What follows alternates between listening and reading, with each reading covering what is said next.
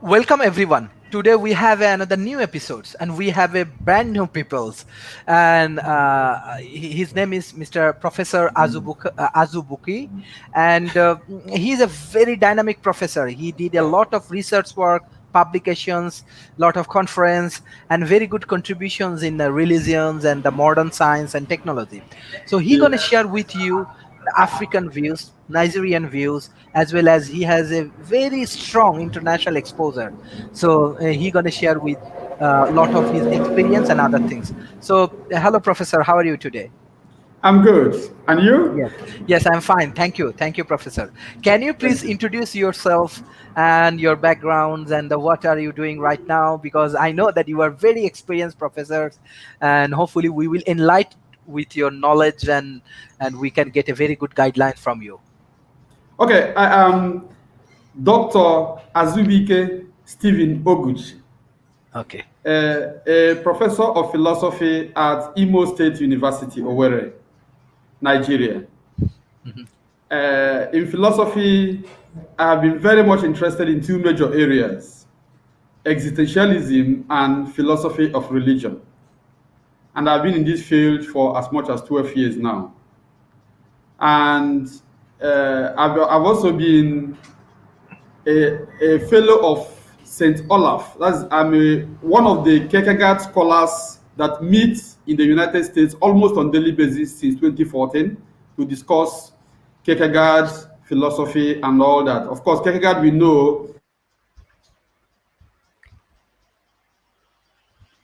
and I'm happy to be here this Mhm. afternoon in Nigeria, evening in Malaysia, to Mhm. share my thoughts and make my contribution in our attempt to build a better society for all of us. Thank you Yes. very much. Yes, thank you, Professor. Professor, can you share some of your research, some of your books with our audience, and especially what do you mean by this scene of religions and how it works? Okay. Well, like I said, I've been very much interested in philosophy of religion and existentialism. I have published some books. And in fact, last week I published a book, Why I Do Not Pray, on Amazon, that anyone can also check. The title of the book, published last week on Amazon, is Why I Do Not Pray. But in philosophy of religion, I have been particularly interested in the value of religion to man. I ask the question and I try to answer: does man need religion? Is religion necessary to survive? Is religion in the existential welfare equation? Do we need it at all? So that has been my research interest in philosophy of religion, and that's also the link from which that's the aspect I'm coming on this afternoon to try to show that in many ways religion has failed in its promises to man. Religion has not been faithful. Religion has given man what the famous German philosopher Karl Marx calls opium. Religion has made man believe in many things, but today we see that those promises are empty. So that's where I'm coming from actually. I've also published works on philosophy of religion. I've published works on how miracle Christianity, particularly how miracle Christianity, that is the brand of Christianity that uh, makes people lose focus on the major themes of the religion and focus on miracle. How it has been able to destroy development, to destroy man, to slow man down from realizing himself. So today, I'm coming on from the aspect of the value, the relevance, the significance, the importance, if at all, of religion to man. And that is where I'm speaking from. It's from that perspective that I want to point out a few areas that we should be careful in order to avoid the traps of religion. Religion is good in its own way, but also it has traps that if anyone is not careful, he may fall into it and regret. And after today's lecture and discussion, those who listen should be able to know the pitfalls and the areas to be with religion. Thank you. Yes, no, this is very interesting things that in 21st century there are many peoples around the world. They think that religion has different aspect. Yes. Religions actually come up with some barriers. Religions Yes. create many barriers in their personal life. they want Yes. to overcome from this barrier. How do you think? What is this aspect like Yes. really true for everyone? Yeah. Yes, yes, they are right because, like, from my background, I've been able to discover that though religion is an instrument of meaning, religion gives meaning to those who feel that life is meaningless. But religion, according to a famous historian of philosophy, Bertrand Russell, religion destroys personal development. Religion, of course, we know is full of moral codes, do's and don'ts. Religion does not really allow individuals to freely express themselves. Religion trying to control individuals, to tell individuals its norms, what to do and what not to do. In the end, produces individuals that are afraid.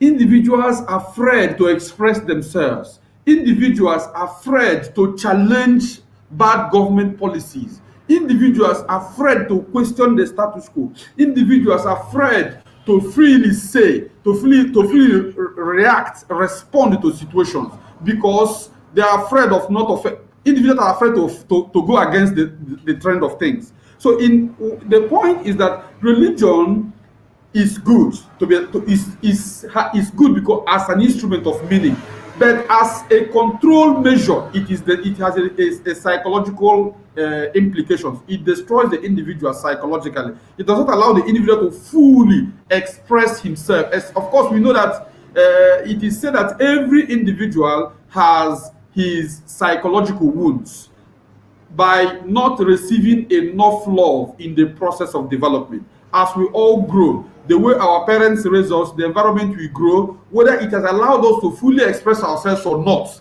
determines how psychologically healthy we are. If someone has been brought up in a very suffocating environment, in an environment that does not allow him to say his mind each time, that person grows up to become what we call acquised. An acquised individual is that individual that always says yes, that doesn't ask question. That individual that always receives instruction, that doesn't initiate. That individual that has no power of his own to take a decision, that must wait for another man to tell him what to do. That is the kind of people that religion tends to produce. And it is very, very destructive to development and progress of individuals. That's exactly one of the sins, that's one of the offenses of religion against individuals. Thank you. Okay. Okay. Thank you, sir. I just want to more focus on science and technology, and Go especially ahead, please. like Nigerian education systems, as you have international exposures. How do you want Yes. to explain the Nigerian present condition in science and technology and academic sectors? Yeah. Well, Nigeria has a lot of universities and they are doing well. Of course, in just a ranking released 5 days ago, a major university in Nigeria, University of Ibadan, was ranked the number 495th in in the world and about the first 100 in Africa. That's a poor assessment, of course.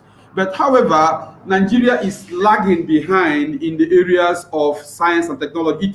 It actually took a lot of effort and roles from my student, the person who introduced me to this platform, to make this interview possible. Without him, perhaps I wouldn't be here. That can show you to the extent we are lacking here. Of course, you know Nigeria belongs to the third world. And by the third world, we mean economic, and Nigeria is behind in many areas. Nigeria needs a lot of support. Nigerian academics are really going beyond their limit to keep the struggle on. Nigerian academics are really sometimes spending from their our government doesn't seem to have enough attention, enough budget for education, enough budget for human development and human capital. And that is the situation of things. Science and technology indeed are not where they should be in our educational system in Nigeria. Yes, but this is very interesting. And beside that, yeah, Africa has a huge potentiality because they have many youth and they have Yes, many talent peoples, and yes. they can move to the next level with lot of their young talents and other things. But I want to know, like, how actually policymakers and the government, they are playing roles, even local corporation and the local even universities, research centers, to develop this youth community. Even what you were talking about, 21st century man, how they are helping Yes. them. Well, like I said, it's a very sorry state. It's a very difficult situation that our government, our policymakers are not giving enough attention to human capital development, as I said earlier. And that is why we experience what we call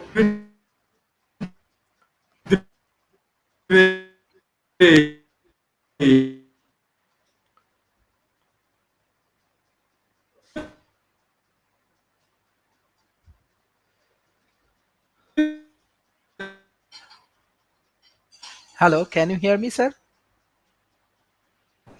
I think there are some internet related issues, dear audience. I'm really sorry about that. So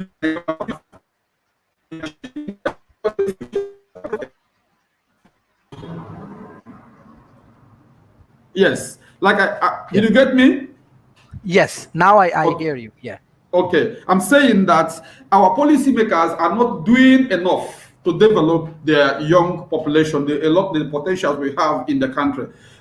And as a result of this, we have what we call brain drain. By brain drain, we mean when cream de la cream, the best of young people of Nigeria, of Africa, young people leave the country or the continent for greener pastures outside. Many of Nigerians, are in Malaysia. They are not in Malaysia, of course. It is historical that Malaysian economy took its Yes, yes. Please continue. yes, Malaysian economy took its roots from the palm kernel they collected from the state I am speaking from now in Nigeria, Imo State, Mhm, particularly to be mhm, precise. So Malaysian economy took a lot from Imo State. But today, Malaysia, Singapore, and such countries there have been able to advance themselves. And that is why mhm. today we are experiencing the brain drain. Young people leaving to US, to Germany, to Japan, to Germany, and other places where they believe that their potentials can be better harnessed, where they believe they can better express themselves because of the facilities, because of the better progressive policies those countries have. So it is indeed a sorry state in Nigeria that our policymakers are not really doing enough. In fact, the United Nations program is that any nation that wants to make a good progress must have at least 26% of its budget given to education and human capital development. But in Nigeria, in the current running budget now, less than 7% is the budget. And that this now results to constant strikes among the academics.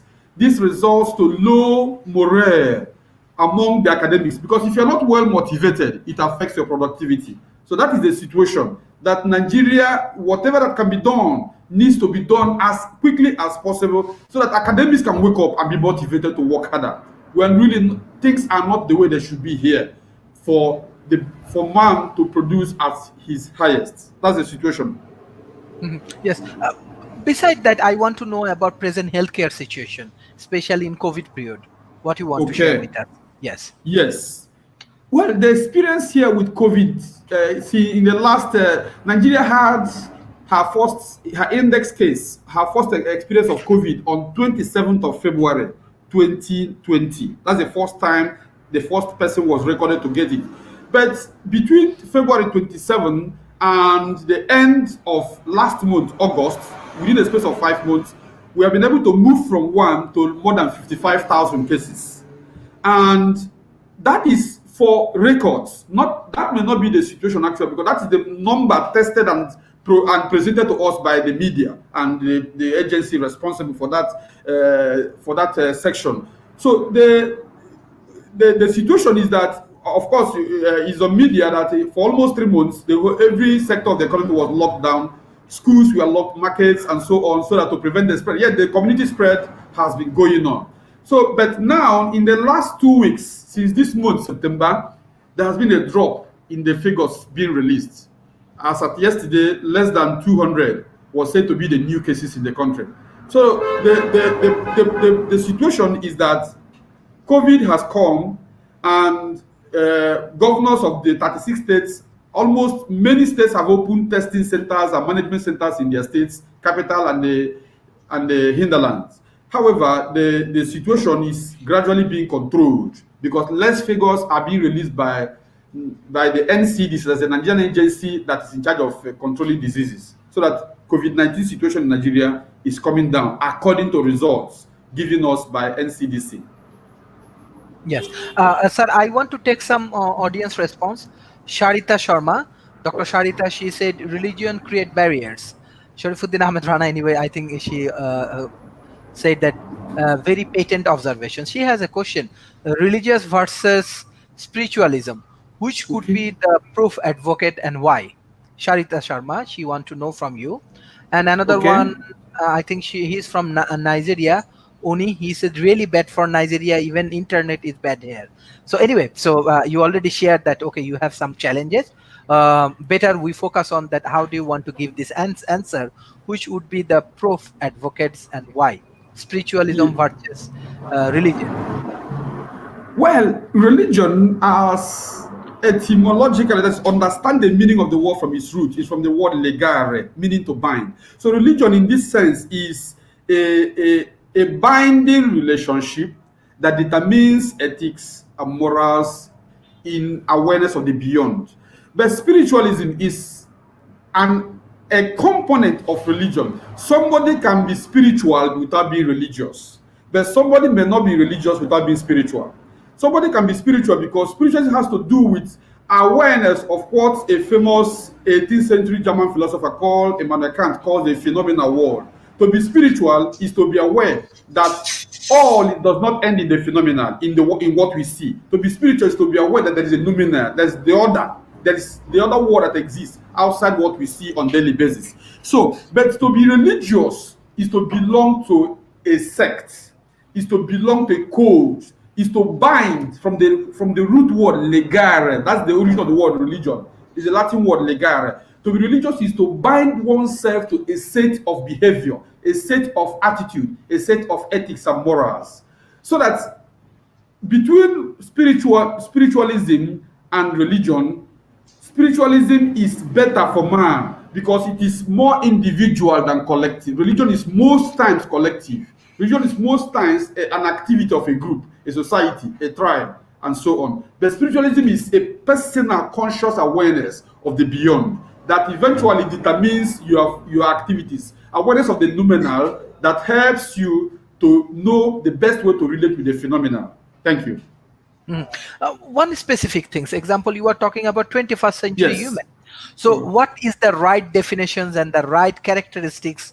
I think so, like a 21st century woman need to have different kind of characteristic, different kind of ethical perceptions, and Okay. specifically how they can grow this kind of attitude. Even we know that religions actually help. Example, I try to read Qurans, I try to read Bibles and Judaism. I do not find actually how actually society actually practice these things. Religion is far more theoretical and practical approach. And everywhere it's very common that you have to be truthful, you have to be honest, you have to caring about peoples, you have to caring about your society, your human being.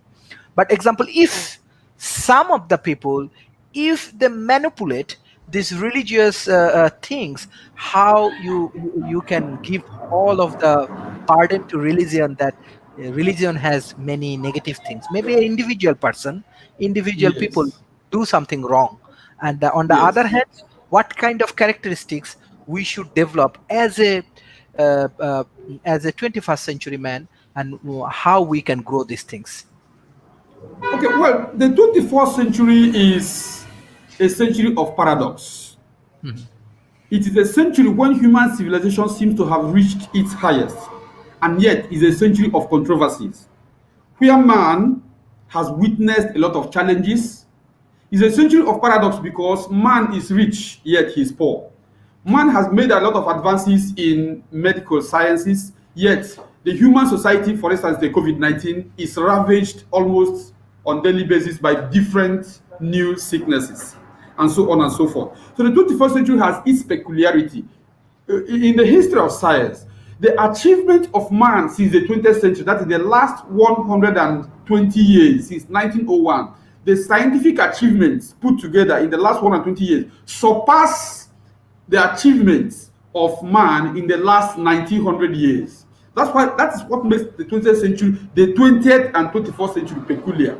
But then the place of religion in this century is that white man lives in paradox. White man lives in a situation of appearing to be held, yet he is not. Religion comes with its miraculous promises. In fact, one of the difficulties, one of the sins of religion against the 21st century man is the promise of miracle that doesn't really exist. Religion makes man, instead of facing his challenges headlong, instead of facing the situations he has at hand and dealing with it outrightly, man relaxes in religion. Man believes that the divine can come to help. Man believes that God will help him. Instead of responding and being creative and working out his problems and seeing how to solve it and have a better society, religion deceives man in what Karl Marx calls opium. Religion deceives man to relax and wait for the divine. And that is mostly observed in development indices that has been imagined. In 2019 development indices released by Gallup, 10 countries were named as very atheistic countries, and 10 countries were named as very religious countries. In the roll call of very atheistic countries, China, Japan, Czech Republic, South Korea were the first four. In the countries named among the most religious, Malawi, Bangladesh, Nigeria, and so on were the most religious. Whereas in the development indices, the atheistic countries are doing better. In happiness index, mothers index, global security index, in most of the development indices, the so-called religious countries are far below. Their GDPs are less than $1,000 a year. Are less than $10 billion a year. Whereas the so-called atheistic countries, those who have learned to define their religious position in relation to the divine, are doing far better. If time allows, I can give you more statistics in comparison between Nigeria, my country, Nigeria, and China. And you can see what these two countries have done in the last 40 years, between 1980 and 2020. You see that Nigeria has continuously retrogressed, whereas China has continuously made a lot of economic progress since 1980 and 2020. Thank you. Yes, thank you, sir. So there are more audience response today. I think Okori, he come up with some contributions. So definitely it's a big contributions about religions and other thing. We're going to read these things. But Yes. he said that religion is a different concept against spiritualism. Okay. Yes. There is a more specific question from Muhammad Sohail Rana. He says, how much religion sentiment work or create barrier among educated people in Nigeria? And second Yes. thing is that, dear sir, what do you mean by the scene of religion? Yeah. Okay, well, like I mentioned earlier, the religion is a different concept from spiritualism because religion is more often than not a binding relationship, but spiritualism is an awareness of the existence of the noumenal over the phenomenal.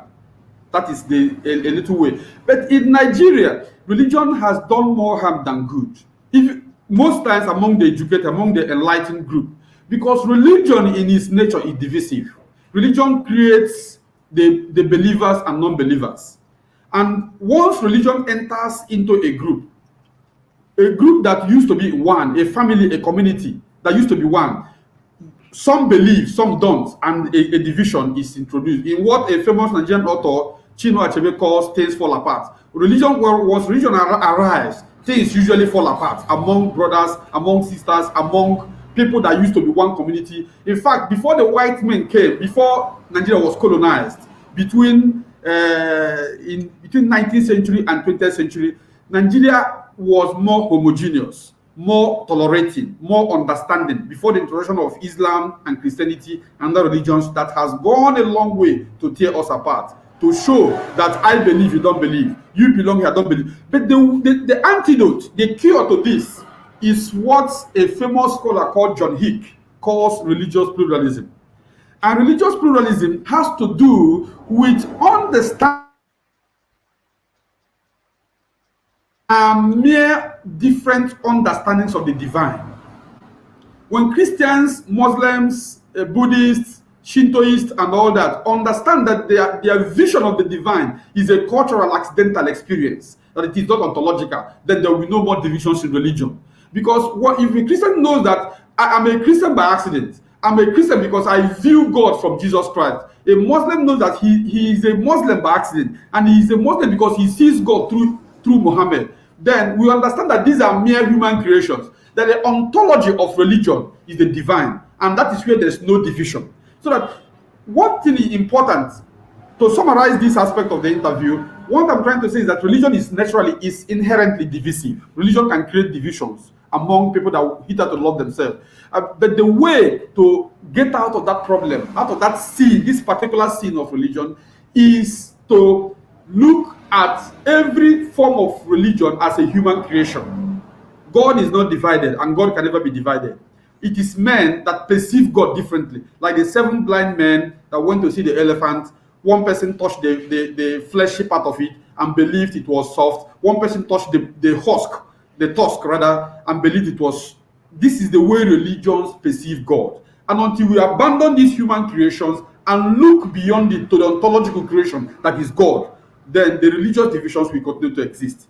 So that a way to go about it is enlightenment. This is where education comes in, because this divisive nature of religion is witnessed more among the unenlightened, among the non-philosophical, because philosophy here becomes an important instrument for human liberation, for mental, spiritual, and general awareness of reality. Mhm. Okay, thank you. Thank you. I want to take more audience response. Anyway, Okay. so author, okay, Oshnakachi, he did not say sign, but sins of religion. It's a mistake from the host. Again, Yes. sorry, sorry, Oshnakachi. Actually, you help us a lot for arranging these sessions, but we already correct these things since, and I think already the audience thinks even shared that it was written in sins. So I think Yes. before you SINS. exactly, because we already corrected when we published. There is when we published, if there are some anytime mistake, we take the responsibility when we come up with the correct way. So anyway, Yes. I think we already solved these things. Yes. Okaris, and he said religion is the opiums of the people, as canvassed Yes. by the Karl Marx religions. And anyway, I think he is come up with the concept of the Karl Marx, actually how religions actually killed peoples, and which is very dangerous and other things. So yes, Yes. this is the point you are discussing. But my question is that, example, you are talking that let's say religion actually committed for miracles, but according to my understanding, as I do more research on even Quran and the Bibles and other thing. Anyway, let's focus on Quran, because I'm also a Muslim and Okay. practitioner Muslims.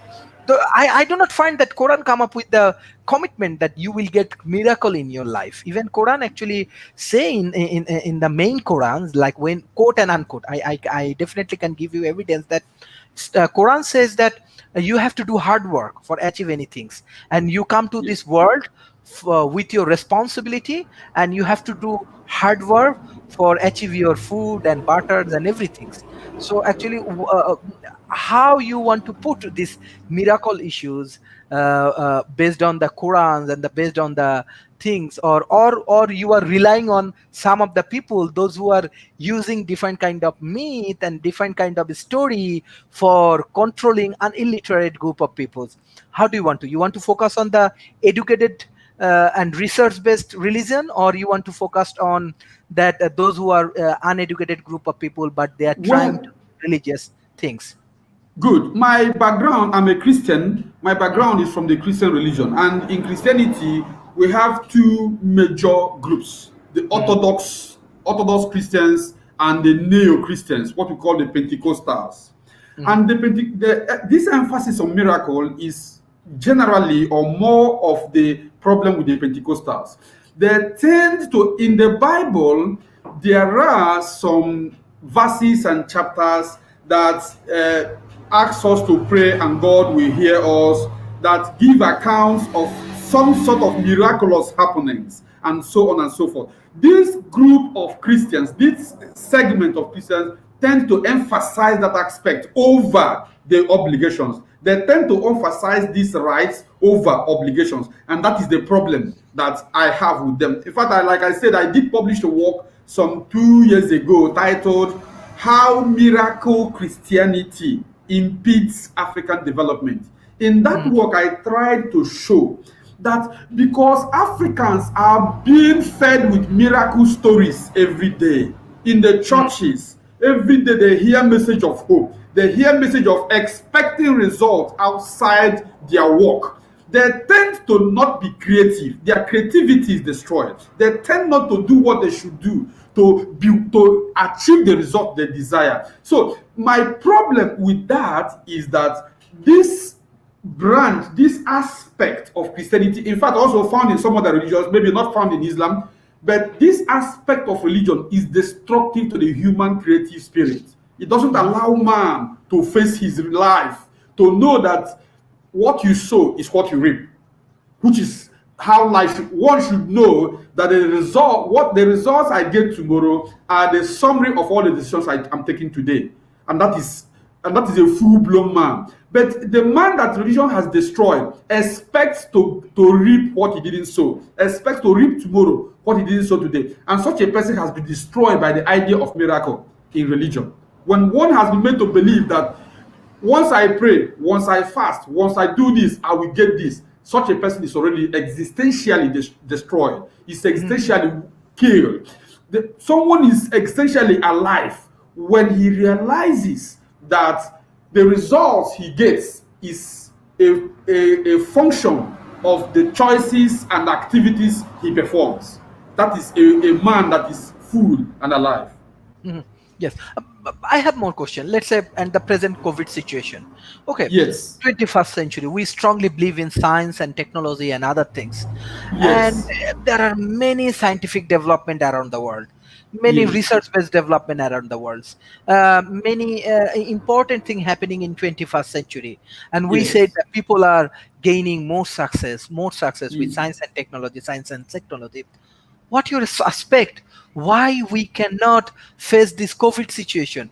Even the developed nation, country like USA, country from Europe's more developed nation facing more Yes. challenging situations, and their science and technology cannot help them. What's the gap? Why we are not, cannot fight against a virus? Good. This is a very, very important philosophical question. And the simple answer is this: virtue lies in the middle. Virtue lies in the middle. Extreme is negative. Any extreme is negative. The principle of longevity is this: take too much of nothing, take little of everything. That's the principle of longevity. So in the 21st century has taken so much of science and has forgotten the man for whose science is being made for. And that is the gap. The gap is that scientists now focus on the results of their achievements. They want to achieve this and write their name on the pages of history.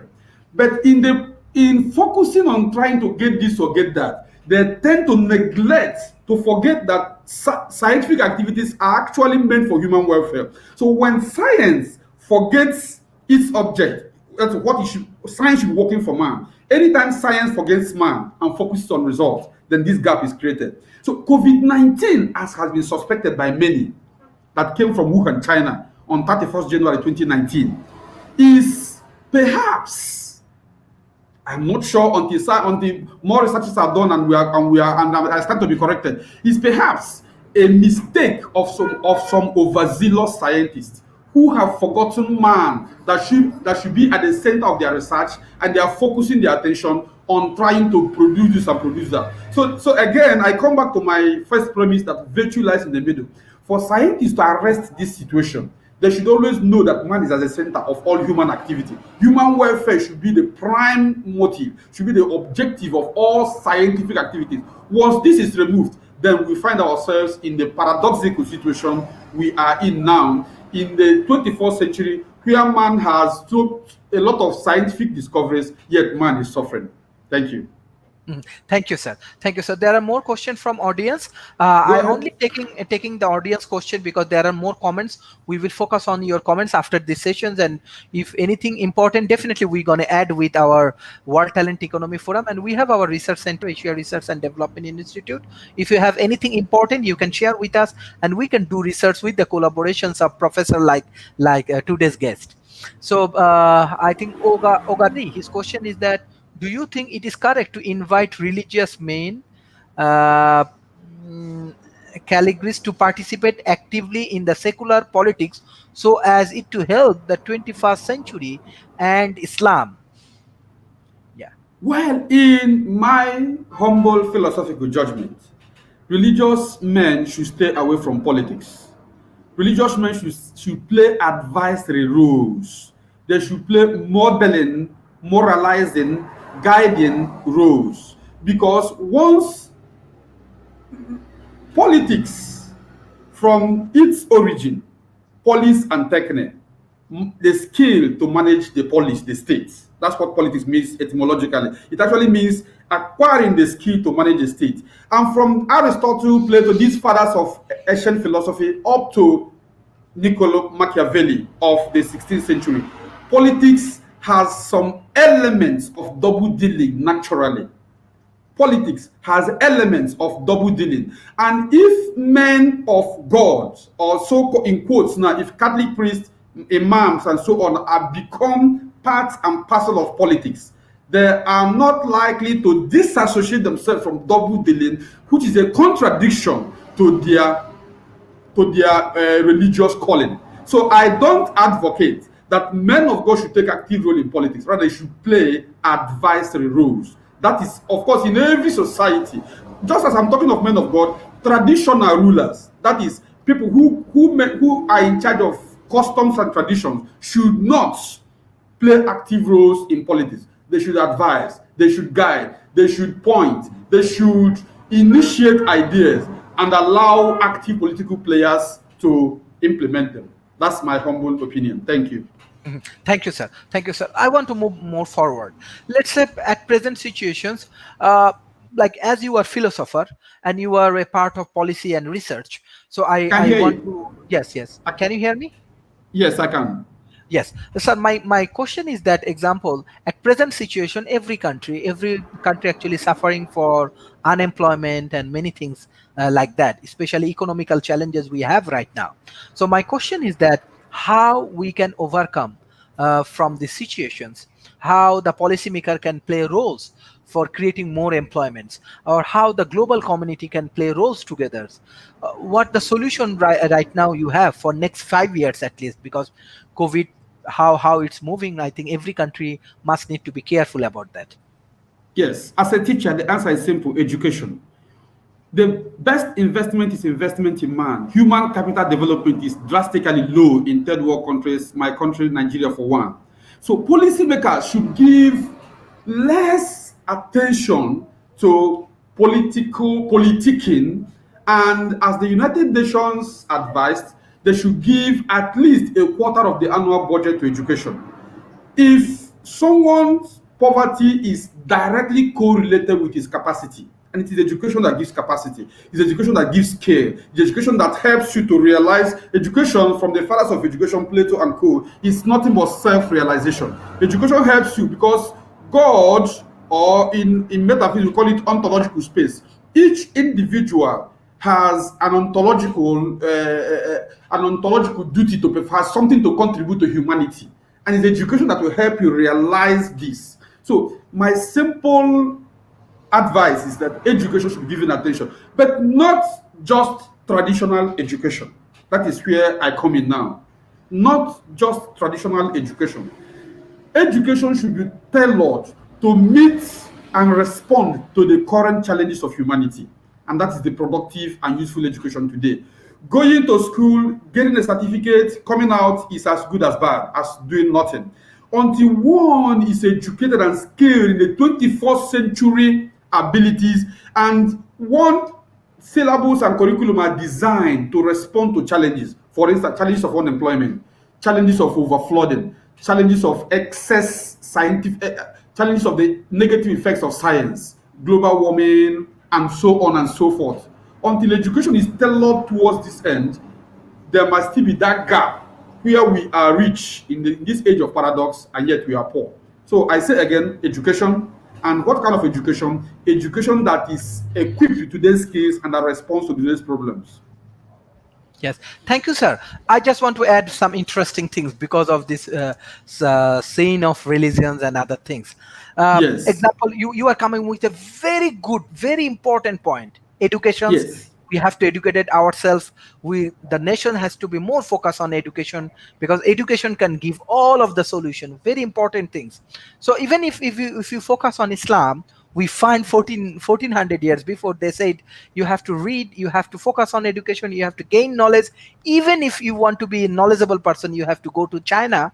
And Prophet Muhammad sallallahu alaihi wasallam, he said that you have to educate your nations, you have to go to the other countries, you have to move to the other countries. So Yes. what's the problem is that we do not understand real religion, or what's the gap, what's the things actually, or what the fact, like we do proper research on religion, or we Yes. do not actually do proper research on religion. Or example, yes, I know that 100 years there are many wrong things, but example, many countries, example like Malaysia, they are also doing goods in with their religious harmony, with their Yes. educated group of people. I can invite you. Even Malaysia, you can find there are many women wearing Of, hijab. They can, even many successful professor, even you World Talent Economy Forum, you can find they are wearing hijab, they are managing their family, they're managing university, doing research. It's a very dynamic there. What the yes. problem is that we cannot prepare ourselves, or what the issues. Yeah. Yes. Well, like you said, the problem with religion today is that the adherents of different religion focus on a myopic, small aspect of religion. Religion has to do with ethics, ethnos. Religion has to do with a code of behavior and the people, the ethnos, the group behaving like that. But religion also has to do with relations. Like I said, legare, meaning by a binding relationship. That's the etymology of religion. So that the point is that while we practice our religion, there should be a way of focusing more on making the human society a better place to live. If religions exist, like places like Switzerland, it is reported has less than 100 churches, yet it is one of the most secured countries in the world, and so on and so forth. Mhm. So, and other places like China, of course, you know, China since 1949, the country of China was established up to 1978. There have been a lot of religious restrictions. And because of these restrictions, China, the creative spirit has emerged in China, and China is progressively taking over the world. In fact, it's expected that it will become the next world power if America doesn't play her cards very well. So the point is that religious adherents should widen their scope about what they understand to be religion. Religion is not about liturgy, about rituals, it's not about morality, it's about expanding the scope and making the human society a better place. That is the better religion for 21st century. Yes, yes. Thank you. Because you are come up with a very strategic things about religion that we can prepare ourselves. Besides that, I want to go for the. What do you think about the future of Africa? Because what will be the future? Because Africa has a many young talented people. Africa has a many talented people like you, and I find they are very good, and they are very honest. They are very hardworking. And what do you want to share about African culture? Well, Africa has a great future, I believe, because Africa has a natural blessing. Remember, Afrique means abundance of sun. The word Africa simply means we have abundance of sunlight. And of course, we know all natural gifts have their traces to the supply of sunlight. So, Africa, countries like Uganda, Rwanda, and so have been said to be sitting on $1 trillion natural resources. But Africa has just one problem, and they will get going. Let them get their politics and leadership well.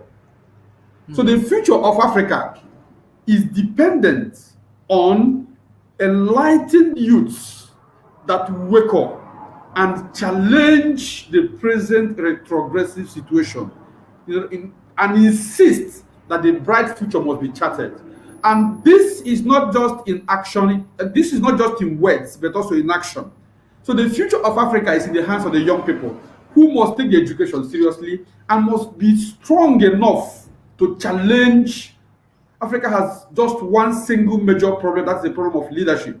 Our leaders don't seem to know their onions. They don't seem to know the right things to do each time. So, young people, the future of Africa is in the hands of the young, enlightened Africans who get up and lead by example, challenge the wrong, and show the right by doing the right thing.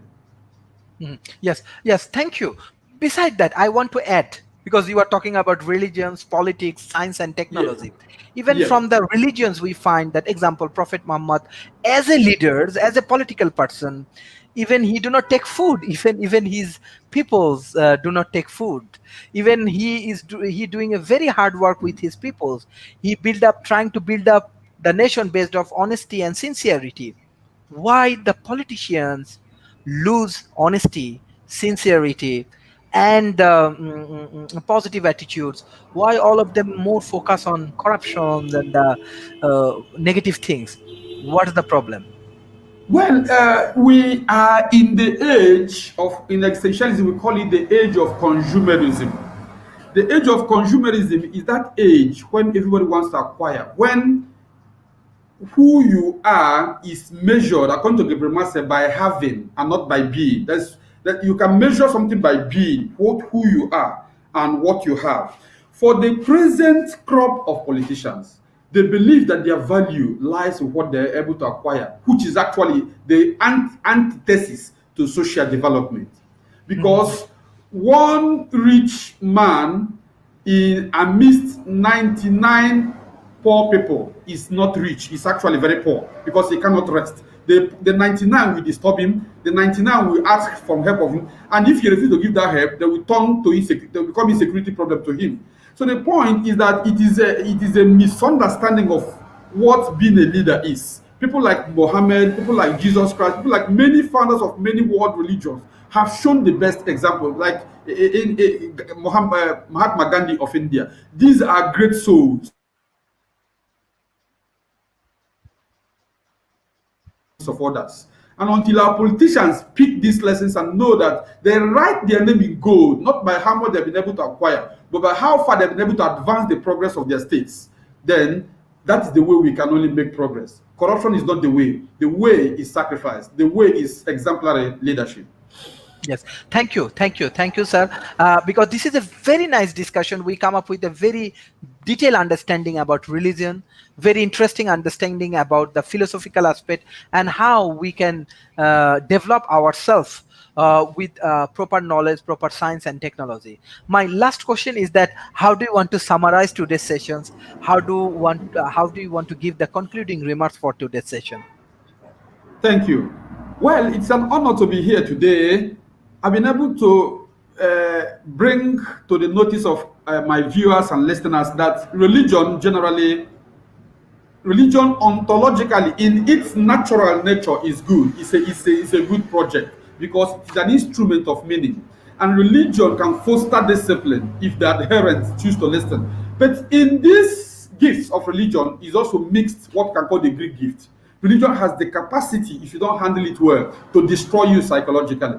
Religion has the capacity to be divisive, to introduce division and hatred among brothers and sisters and people in the same area. Religion has in the dogmatic nature of religion, it doesn't allow science to flourish, and which is a problem. And science is one of the greatest instruments of human development, one of the ways we can unravel and understand and manage nature. So my concluding comments is that religion is a double-edged sword. Religion should be carefully handled. Religion should be taken as much as an instrument of meaning, because Nietzsche, the famous modern philosopher, queried in his work The Twin Lights, what essence is of life without a God? So even Nietzsche, who preached boldly the gospel of God is dead, understood that the idea of God is important to give man meaning in an age of nihilism. So that religion cannot be completely thrown out because life will look meaningless. Religion can also, like religion helps laws to helps people, enables people to obey laws. These are the good areas we can accept religion. Religion should not be allowed to destroy our creative spirit through its preaching of miracle. Religion should not be allowed to make us hope for what we didn't work for. That is destructive. Religion should not be allowed to make us puppets, to make us morose who cannot question, who cannot challenge, who cannot wake up and see the better ways we can make our life better. Religion should not be an instrument of war. Many people today in Nigeria, for instance, we have a sect called the Boko Haram. They claim for more than 11 years now, since 2009, there have been killings and killings, and they believe they have been killing for Allah and all that and all that. These are the negative aspects of religion. Religion, if well handled, is a friend, but if mishandled, quickly century. Thank you. Yes, thank you, professors. It's actually very good discussions. We have a lot of audience questions and other things, but due to some technical issues, because you are from Nigeria, I'm from Malaysia, so Yeah. we have to handle it in different way. Beside that, we arrange different kind of debate, different kind of group discussions. So if you join with us in the futures, we will be really happy. Beside that, we have Asia Research and Development institution. We have Al Noor Academy, Sarhadia Barhad. So we do work together. We are doing as much as academic activities and the corporate things. So hopefully your contribution will enlighten ourselves, and any things we can work together, we can collaborate together. You and your organizations, they can communicate with us, and as much as Yeah. possible we will focus on how we can collaborate and how we can work together. Yes. Yeah. I'm so Yes. grateful. Thank you for the opportunity to be part of this. Thank you, And Professor. yeah. It's really nice discussion. Thank you, Professor. Thank you, Mr. Sheriff. Thank you. Bye bye. Thank you. Thank you.